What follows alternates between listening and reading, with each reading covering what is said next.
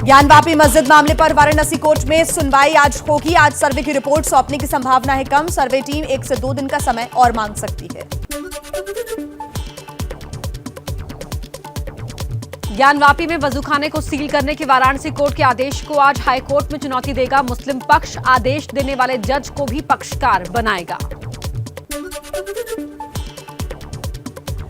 ज्ञानवापी मस्जिद में सर्वे के खिलाफ याचिका पर सुप्रीम कोर्ट में दोपहर 1 बजे सुनवाई। मस्जिद कमेटी ने सर्वे के खिलाफ याचिका की है दाखिल।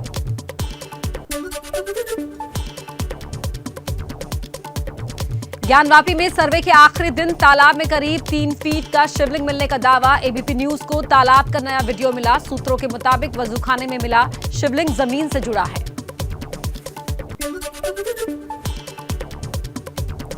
ज्ञानवापी मस्जिद में सर्वे के दौरान शिवलिंग मिलने का हिंदू पक्ष का बड़ा दावा। वाराणसी कोर्ट के आदेश पर शिवलिंग मिलने वाली जगह सील की गई।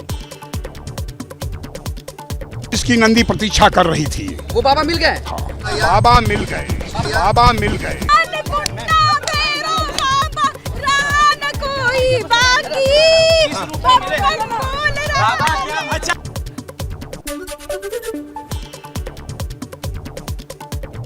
मुस्लिम पक्ष ने हिंदू पक्ष के दावे को खारिज किया। कहा ऐसा कुछ भी नहीं मिला है। फाउंटेन के हिस्से को शिवलिंग बताया जा रहा है।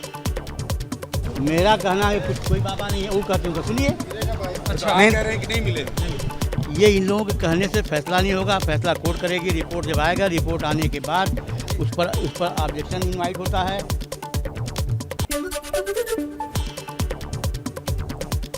ज्ञानवापी मस्जिद के तालाब का एक वीडियो आया सामने। तालाब की सफाई करते दिख रहे हैं मुस्लिम लोग। तालाब में दिख रहे कुएं जैसी चीज में शिवलिंग होने का किया गया है दावा।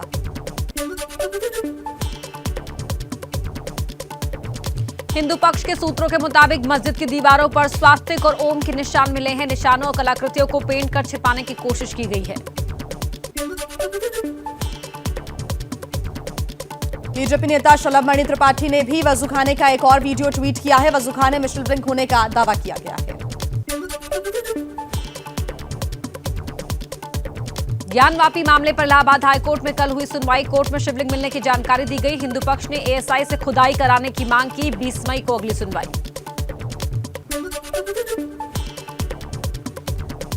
26 साल पहले 1996 में ज्ञानवापी के सर्वे के दौरान भी मिले थे हिंदू मंदिर के अवशेष। ज्ञानवापी मस्जिद की दीवारों के चारों तरफ मिली थी प्राचीन काल की पुष्टि। एबीपी न्यूज के पास एक्सक्लूसिव दस्तावेज।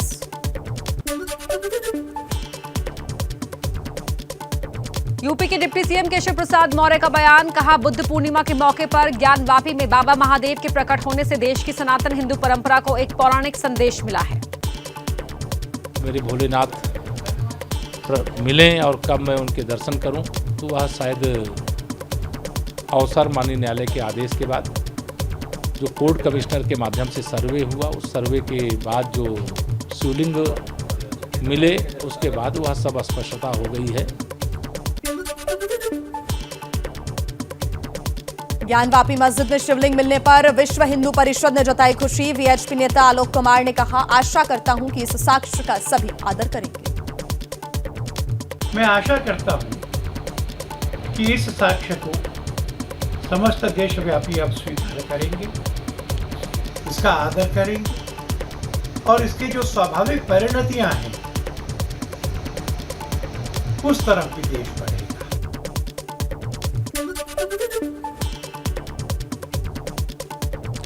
वजूखाना सील करने के आदेश पर all India Muslim personal law board का बयान। कहा ज्ञानवापी मस्जिद थी और रहेगी। मंदिर करार देने की कोशिश नफरत पैदा करने की साजिश है।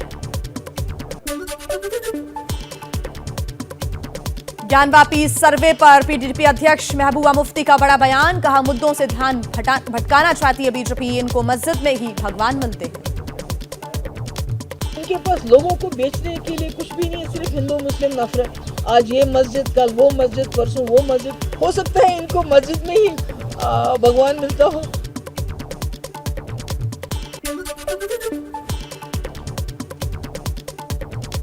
ज्ञानवापी मस्जिद पर कोर्ट के फैसले को लेकर एआईएमआईएम प्रमुख ओवैसी ने नाराजगी जाहिर की। एबीपी न्यूज से कहा, बिना मुस्लिम पक्ष को सुने वाराणसी कोर्ट ने तालाब सील क्यों किया, सुप्रीम कोर्ट का फैसला क्यों नहीं माना। भारत के संविधान की और 1991 एक्ट की सुप्रीम कोर्ट के फैसले की धज्जियां उड़ाई जा रही हैं।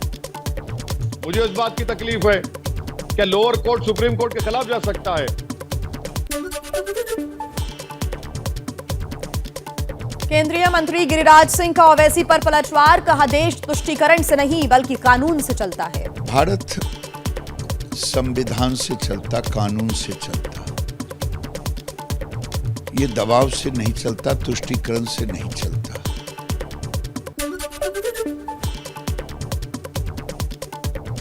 अयोध्या में रामलला का दर्शन करने पहुंचे कांग्रेस नेता प्रमोद कृष्णम ने ज्ञानवापी मामले पर खुशी जाहिर की। कहा, हमारी आस्था से जुड़ा ये चमत्कारी विषय है, मामला कोर्ट के अधीन है और उसके फैसले का सम्मान करना हमारा कर्तव्य है। चमत्कारिक विषय है, हमारी आस्था से जुड़ा हुआ विषय है, लेकिन क्योंकि मामला कोर्ट के विचाराधीन है, न्यायालय के किसी भी निर्देश का सम्मान करना हमारा परम कर्तव्य है। हम न्यायालय के फैसले का स्वागत करते हैं।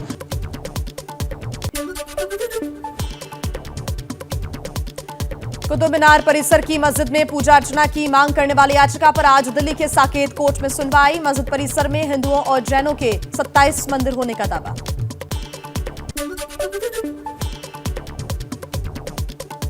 कर्नाटक के मंड्या में जामा मस्जिद के अंदर पूजा करने की अनुमति मांगी गई। सामाजिक कार्यकर्ता का दावा, मस्जिद बनने से पहले वहां एक मंदिर था।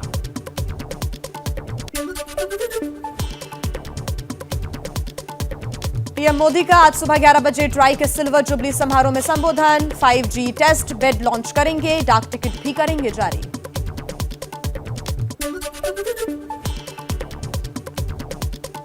नेपाल से लखनऊ लौटे पीएम मोदी ने योगी सरकार के मंत्रियों को दिया गुड गवर्नेंस का मंत्र। पीएम ने योगी के मंत्रियों के साथ डिनर भी किया। सीएम योगी ने लखनऊ का नाम बदलने के दिए संकेत। पीएम मोदी के लखनऊ पहुंचने पर योगी का ट्वीट, लिखा, शेषावतार भगवान लक्ष्मण की नगरी में आपका स्वागत है।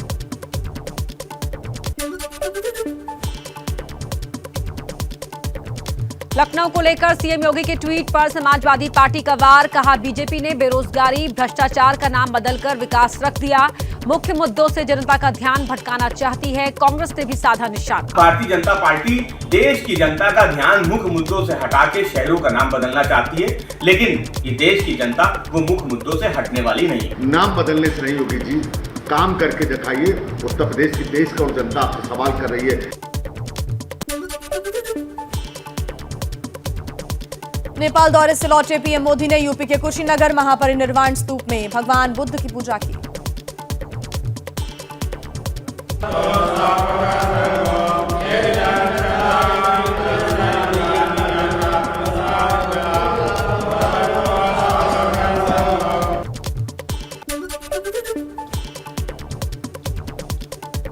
नेपाल के लुम्बिनी में पीएम मोदी का बुद्ध जयंती समारोह में बौद्ध विद्वानों, भिक्षुओं समेत नेपाल और भारत के लोगों को संबोधन। कहा, भारत नेपाल के संबंध हिमालय जितने पुराने, नेपाल के बिना राम अधूरे हैं। नेपाल के बिना हमारे राम भी अधूरे हैं।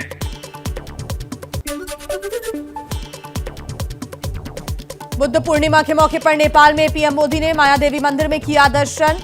उस बोधि वृक्ष पर भी जल चढ़ाया जिसे 8 साल पहले बोधगया से लुम्बिनी भेजा गया था। चीन के बनाए एयरपोर्ट पर नहीं उतरकर पीएम ने दिया कड़ा संदेश। नेपाल के पीएम देउबा के साथ द्विपक्षीय बातचीत। 6 से ज्यादा समझौते हुए। भारत की मदद से नेपाल में विकसित होगी 4 अरुण जल विद्युत परियोजनाएं। लुम्बिनी में हेलीपैड से लेकर महामाया मंदिर तक स्थानीय स्कूलों के बच्चों ने नेपाल और भारत के झंडों के साथ स्वागत किया। पीएम के दौरे से नेपाल के लोग काफी खुश नजर आए। लोगों ने मोदी मोदी के नारे भी लगाए। हम लोग बहुत खुश हैं नेपाल में आने के बाद। ये मोदी जी, हम लोग का बहुत सौभाग्य की बात है कि लुम्बिनी में उन्होंने आया, बहुत अच्छा लगा। मोदी मोदी मोदी।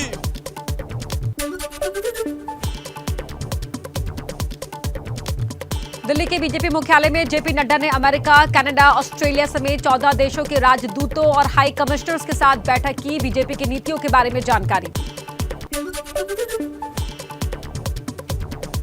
बीजेपी अध्यक्ष जेपी नड्डा की अनुसूचित जाति के नेताओं से मुलाकात। आज सुबह 10 बजे होगी बैठक।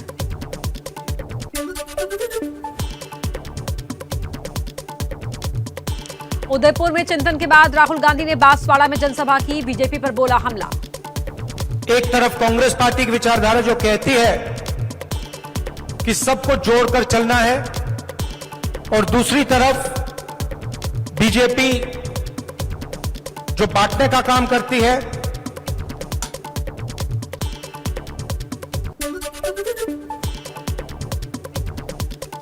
एमएनएस प्रमुख राज ठाकरे की अयोध्या यात्रा पर बढ़ा विवाद। बीजेपी नेता बृजभूषण शरण सिंह के समर्थन में उतरी जेडीयू। केसी त्यागी ने कहा अपना रिटर्न टिकट भी साथ लेकर आए, लखनऊ एयरपोर्ट से बाहर नहीं निकलने देंगे।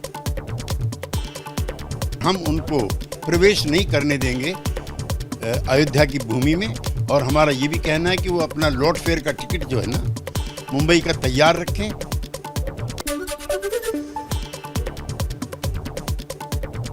अयोध्या जाने के लिए राज ठाकरे के कार्यकर्ताओं का रजिस्ट्रेशन शुरू। 5 जून को राज ठाकरे अयोध्या की यात्रा पर जाने वाले हैं। क्षेत्रीय दलों को लेकर राहुल गांधी के बयान के बाद महाराष्ट्र कांग्रेस का एनसीपी पर बड़ा आरोप। कहा पिछले 2.5 साल से एनसीपी ने महाराष्ट्र में कांग्रेस को खत्म करने का काम शुरू किया है। कांग्रेस सदस्यों को विकास निधि नहीं दी जा रही है। सीएम नीतीश कुमार ने बिहार में जल्द जातीय जनगणना के संकेत दिए। कहा सर्वदलीय बैठक बुलाएंगे, सब लोग बैठकर चर्चा करेंगे। बीच में कई प्रकार की स्थिति थी, कोई बीच में चुनाव हो गया, क्या हो गया, तो मौका नहीं मिला। लेकिन अब हम लोग जल्दी आपस में बातचीत करके एक दिन सबकी सहमति से एक दिन का डेट तय करेंगे। लखनऊ में यूपी के सीएम योगी से नीतीश के मंत्री जमा खान ने मांगी मदद। कैमूर के गुरवटवा नदी पर पुल, करकरगढ़ टूरिस्ट प्लेस तक सड़क निर्माण और नक्सलियों पर अंकुश लगाने में सहयोग मांगा। जेडीयू ने राज्यसभा के लिए अनिल हेगड़े को बनाया उम्मीदवार। 38 साल से जेडीयू से जुड़े हैं हेगड़े, पार्टी के राष्ट्रीय चुनाव अधिकारी हैं। जम्मू कश्मीर के बारामूला में कश्मीरी पंडित कर्मचारियों का प्रदर्शन। सुरक्षित जगह पर ट्रांसफर किए जाने की कर रहे हैं मांग। राहुल भट्ट की हत्या के बाद से लगातार हो रहे हैं प्रदर्शन। दिल्ली के सीएम अरविंद केजरीवाल को आई कश्मीरी पंडितों की याद। बोले पूरी सुरक्षा देंगे, दिल्ली में रहने वाले पंडितों की करेंगे पूरी मदद। दिल्ली में बुलडोजर की कार्रवाई पर सीएम केजरीवाल ने मंत्रियों और विधायकों के साथ बैठक की। बीजेपी पर बरसे। कहा बिना नोटिस तोड़े जा रहे हैं गरीबों के घर, हम कच्ची कॉलोनी वालों को बसाएंगे। चुनाव के पहले भारतीय जनता पार्टी ने कहा था कि कच्ची कॉलोनियों के लोगों को मालिकाना हक दिलाया जाएगा, और अब चुनाव के बाद ये इनको सबको तोड़ने के लिए आ गए।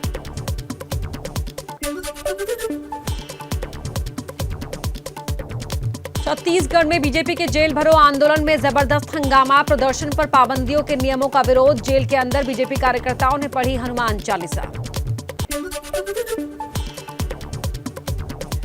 महाराष्ट्र और मध्य प्रदेश में पंचायत चुनाव के मामले पर सुप्रीम कोर्ट में सुनवाई। कोर्ट ने पिछले साल दोनों राज्यों में चुनाव में ओबीसी आरक्षण की अधिसूचना रद्द कर दी थी। समाजवादी पार्टी के नेता आजम खान की याचिका पर सुप्रीम कोर्ट में सुनवाई। अब तक 87 मामलों में जमानत पा चुके आजम खान ने रिहाई की मांग की है। नया केस दर्ज होने को लेकर यूपी सरकार को देना है जवाब। सुप्रीम कोर्ट में जितेंद्र नारायण त्यागी उर्फ वसीम रिजवी की जमानत याचिका पर आज होगी सुनवाई। हरिद्वार में धर्म संसद में इस्लाम और पैगंबर के खिलाफ आपत्तिजनक भाषण देने का आरोप। रांची मनरेगा फंड घोटाले में आरोपी आईएएस पूजा सिंघल और सीए सुमन कुमार की ईडी रिमांड 4 दिन के लिए बढ़ाई गई। पूजा सिंघल के सीए के घर से मिले थे करीब 20 करोड़ रुपए।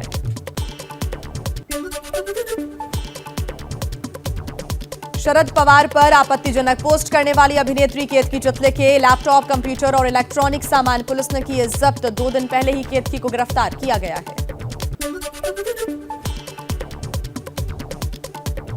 भोपाल में धर्मांतरण कराने का मामला आया सामने। बैरागढ़ के क्राइस्ट मेमोरियल स्कूल पर लालच देकर धर्म परिवर्तन कराने का आरोप। पुलिस ने स्कूल संचालक समेत 6 लोगों को अरेस्ट किया।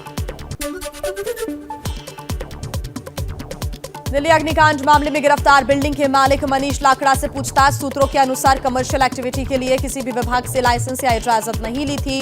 पुलिस से कहा जमीन लाल डोरे के अंदर आती है।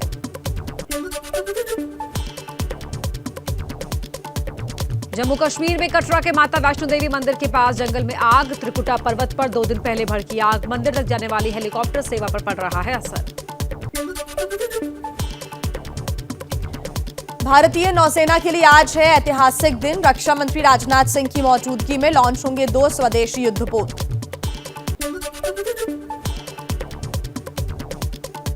देश में कोरोना के कुल एक्टिव केस की संख्या घटकर 17,000 हुई। एक दिन में 2,202 नए केस आए सामने। 27 मरीजों की गई जान। एसीसी और अंबुजा सीमेंट से हुआ अडानी का गठजोड़। अडानी ग्रुप ने दोनों कंपनीज में होलसिम की हिस्सेदारी के लिए करीब 81,360 करोड़ रुपए की डील की है। और महंगी हो सकती है हवाई यात्रा। विमान ईंधन की कीमतों में 5% ज्यादा का इजाफा। साल में 10वीं बार बढ़े विमान ईंधन के दाम। देश की सबसे बड़ी बीमा कंपनी एलआईसी के शेयर्स की आज शेयर बाजार में लिस्टिंग। 9 मई को बंद हुआ था आईपीओ। 12 मई को बोली लगाने वालों को शेयर आवंटित किए गए।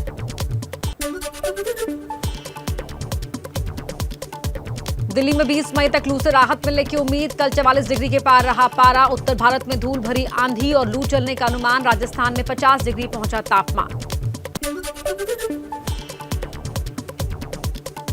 यमुना के तालाबों का पानी सूख जाने से दिल्ली में विकराल हुई पानी की समस्या। ट्रीटमेंट प्लांट से पानी की सप्लाई 40% तक कम हुई। आज कई इलाकों में पानी की सप्लाई रहेगी प्रभावित।